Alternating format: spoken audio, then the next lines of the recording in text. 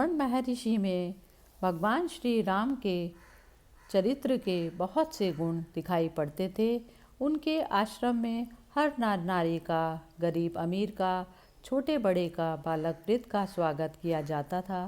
सबको अपना शारीरिक अस्तित्व बनाए रखने के लिए कुछ दिया जाता था।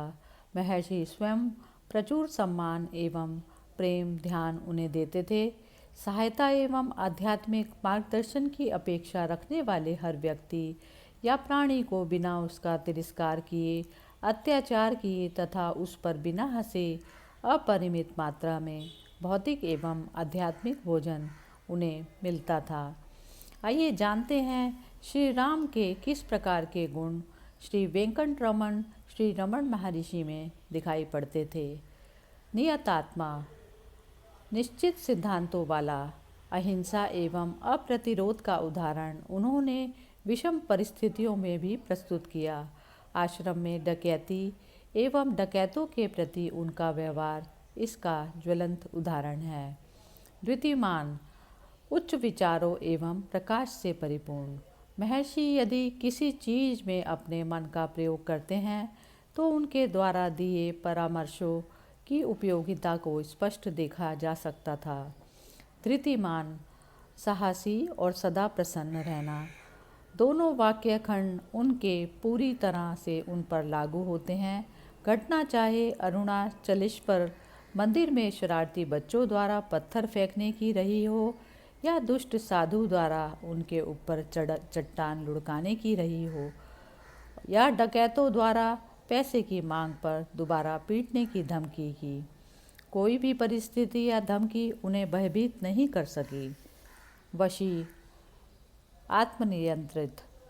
कामिनी कांचन के बीच रहते हुए भी वे इनसे पूर्णतया अनासक्त हैं। उनका आत्मनियंत्रण पूर्ण है। बुद्धिमान, नीतिमान। महर्षि भेंट के लिए आने वालों को अक्सर अपने ज्ञान, विवेक एवं न्याय से प्रभावित करते हैं। वे आश्रम में भी किसी को भी अपने पद का दुरुपयोग करने की अनुमति नहीं देते, चाहे वह व्यक्ति उनका भाई ही क्यों ना हो। वे स्वयं को नीचे से नीचा रखते हैं। वाग्मी, बहुभाषी अभिव्यक्ति के गुरु। आध्यात्मिक अनुभवों पर उनकी सहज एवं स्पष्ट व्याख्या जो केवल श्रेष्ठ धार्मिक पुस्तकों में है। श्रीमान, भाग्य संपन्न। महर्षि के चारों ओर इसे स्पष्ट देखा जा सकता है। सर्वदा अभिगता सद्भि समुद्र इव सिंधु भी। गुण संपन्न एवं उच्च सदाचार संपन्न श्रेष्ठ आत्माएं तीव्र आध्यात्मिक आकांक्षा के लिए उनके चरणों में दिन प्रतिदिन पहुंचती हैं। श्री रामकृष्ण परमहंस ने माँ काली से इस प्रकार के व्यक्तियों को उनके पास भेजने की प्रार्थना की थी और माँ ने उन्हें भेजा। यहाँ आश्रम में उनके बिना किसी इच्छा के प्रकटीकरण के श्रेष्ठ आत्माओं की भीड़ पहुँचती रही और अभी भी पहुँच रही है। आर्य, विनम्र। महर्षि के व्यवहार में यह विशेषता पूर्ण रूप से देखी जा सकती है। एक बार एक साधु आया और उनके पास जाकर पूछा कि क्या उसके सोफा पर बैठने पर उन्हें कोई आपत्ति है।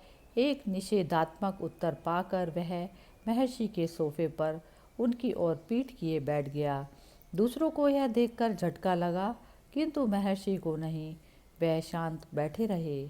सर्वसमहा, सबके प्रति समानता।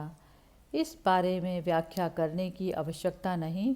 आश्रम में पहुंचने वाले नर नारी, राजा रंक, अमीर गरीब, पशु पक्षी सभी उनकी समदृष्टि को देखते एवं अनुभव करते हैं।